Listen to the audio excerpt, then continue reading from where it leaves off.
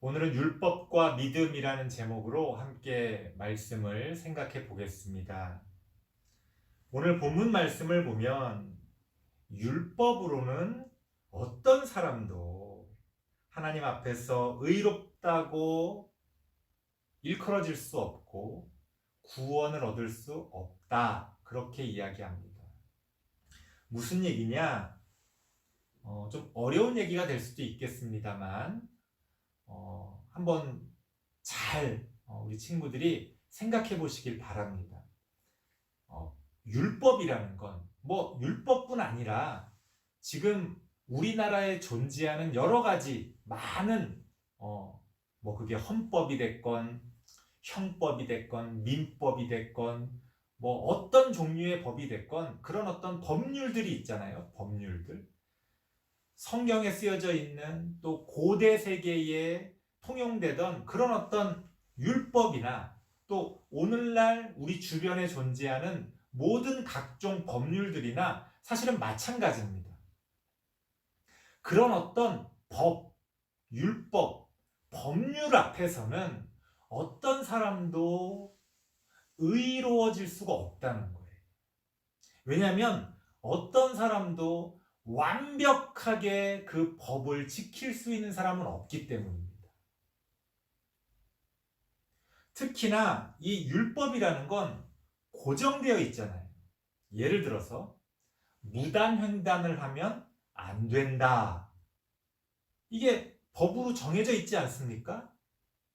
횡단보도를 통해서만 길을 건너야 된다.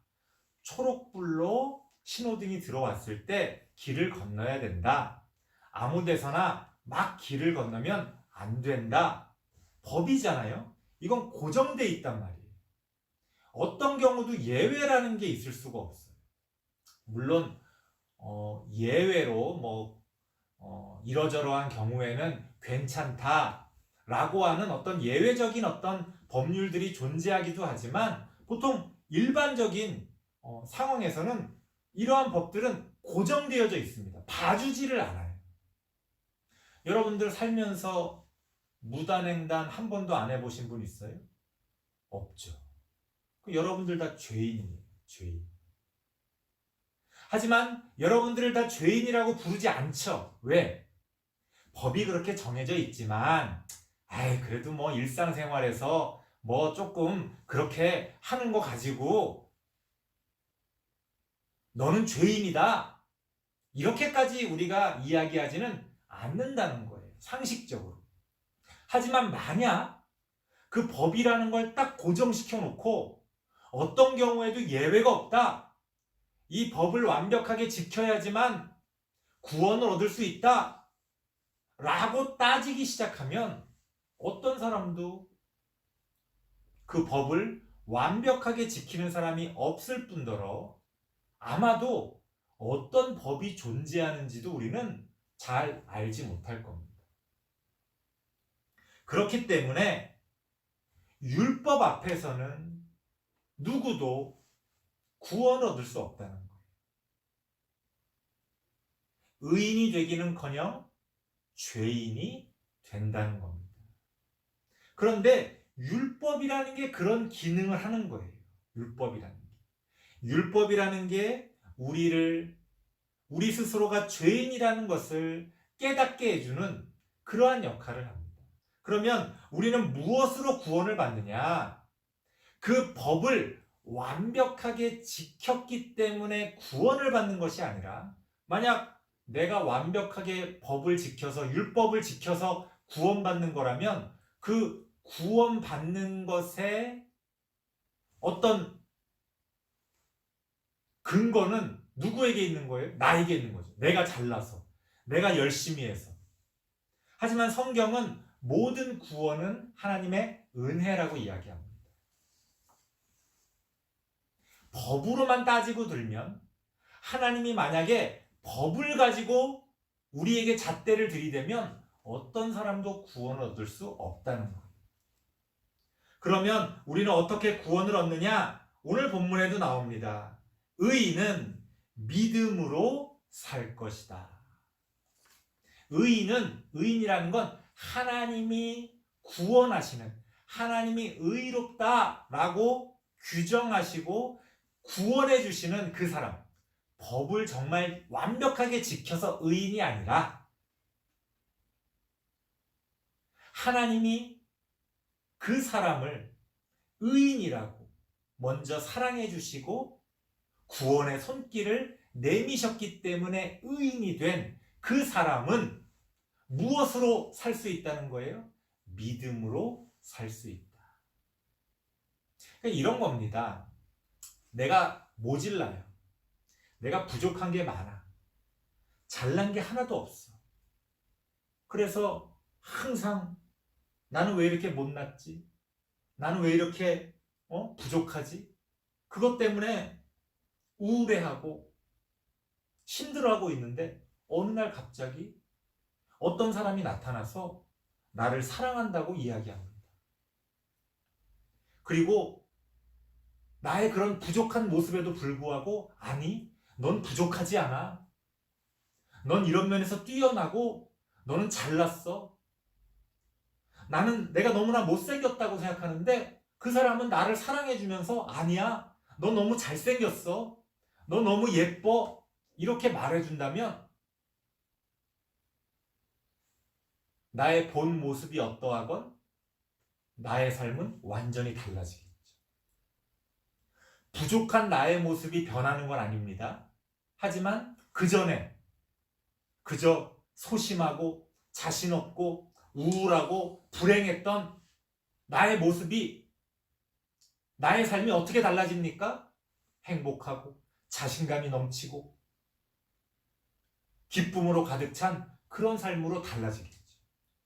하나님이 우리를 구원해 주시고 우리를 의인이라고 불러주시는 것은 마치 사랑하는 감정과 똑같은 거예요. 우리가 누군가를 사랑할 때 그 사람의 삶이 변하는 것처럼, 그래서 성경에서도 하나님이 우리를 사랑하셨다 이렇게 나옵니다. 법으로만 따지면 우린 죄인이에요. 하지만 하나님이 우리를 사랑하셨기 때문에 우리가 의인이 될 수 있는 거죠. 자, 그러면 의인이 됐으니까 내 맘대로 아무렇게나 해도 됩니까? 누군가 나를 사랑해 주니까 난 이제 잘난 사람이 됐어. 그 사랑해 주는 사람 무시하고 내 맘대로 막 살면 그전하고 내가 달라집니까? 아니죠. 최소한 지켜야 될 어떤 조건이 있겠죠. 예를 들어서 그 사람의 사랑에 나도 사랑으로 똑같이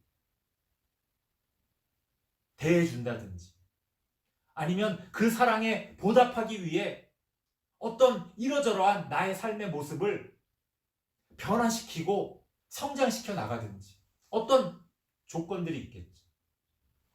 하나님은 우리를 의인이라고 부르시고 우리에게 구원의 손길을 뻗으시면서 한 가지 조건을 내세우셨어요. 뭐냐? 믿음이라는 거예요. 믿음. 너가 율법으로 따지면 지옥 가고 율법으로 따지면 죄인이지만 너의 믿음을 보고 내가 너를 의인이라고 규정해 주겠다는 거죠.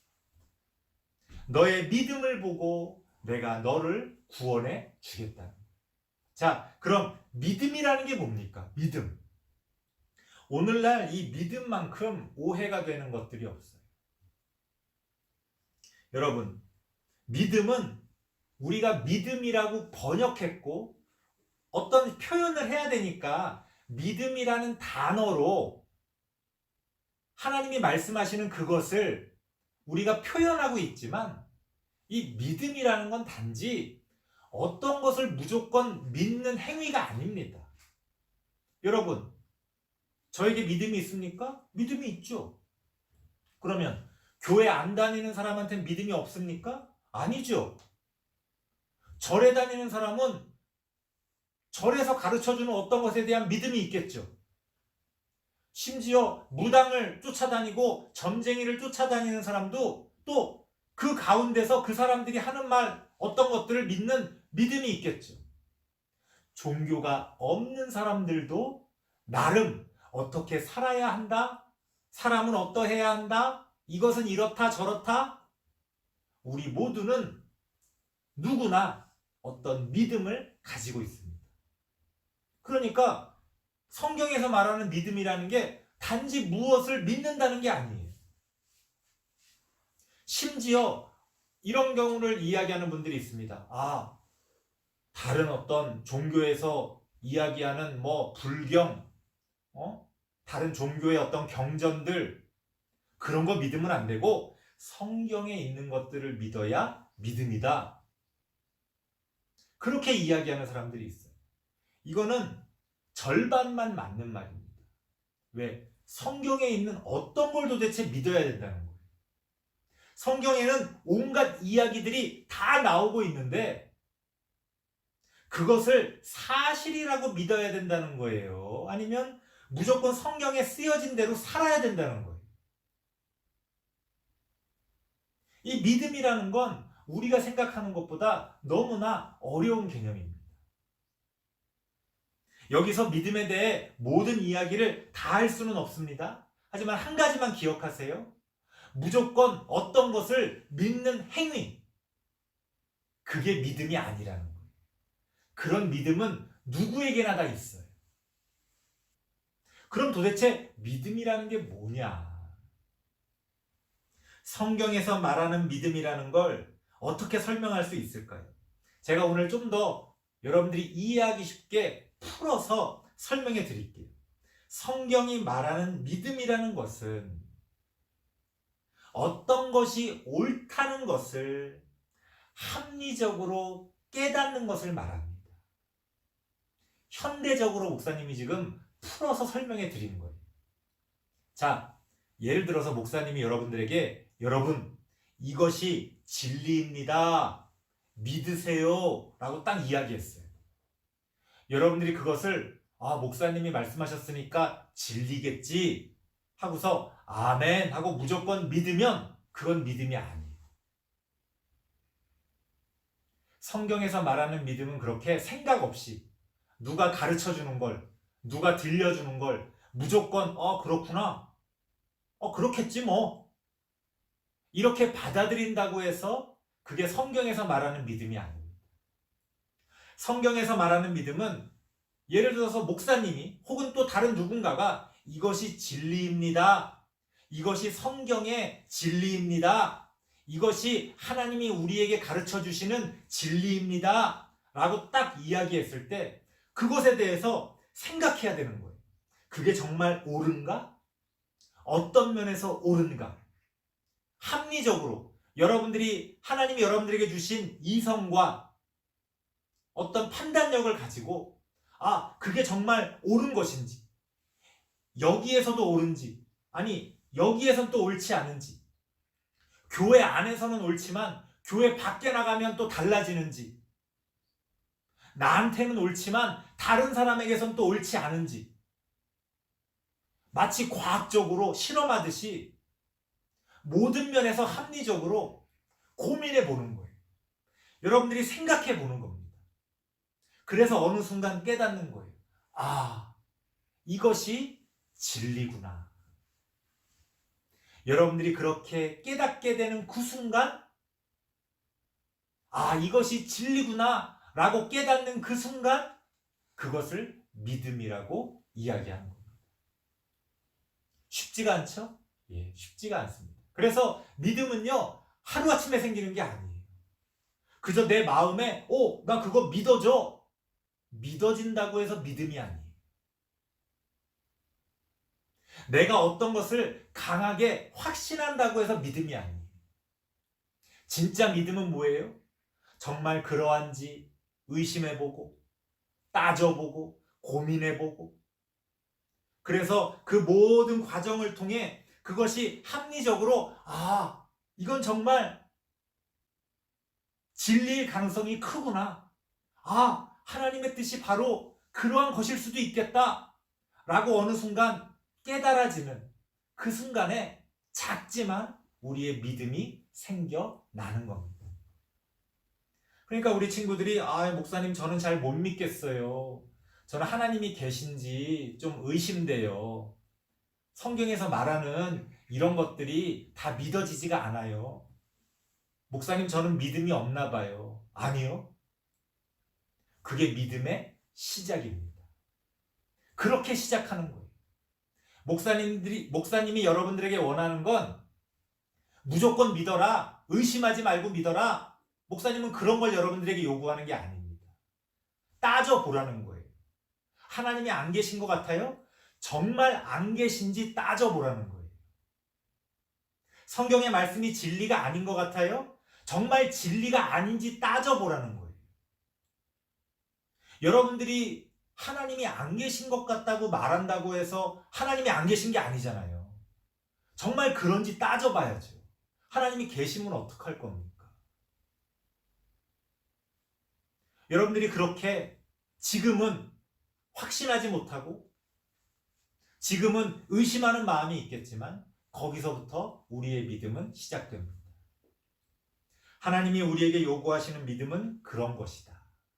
그런 믿음을 통해 하나님이 우리에게 구원의 손길을 내미시고 우리를 의인이라고 불러주신다는 겁니다.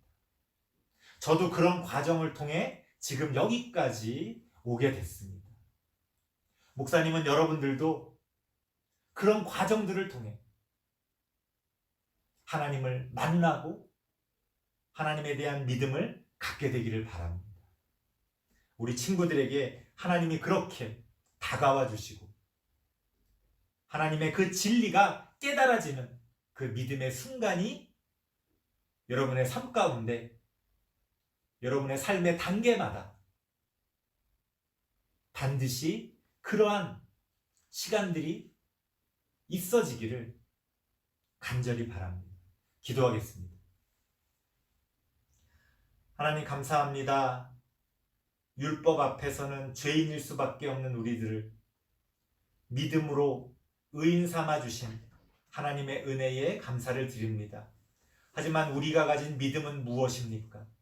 그저 주어진 것을 아무 생각 없이 믿는 것이 아니라 그저 못 믿겠다고 내팽개치고 부정하는 것이 아니라 정말 그러한지, 정말 그것이 맞는지 틀린지 고민하며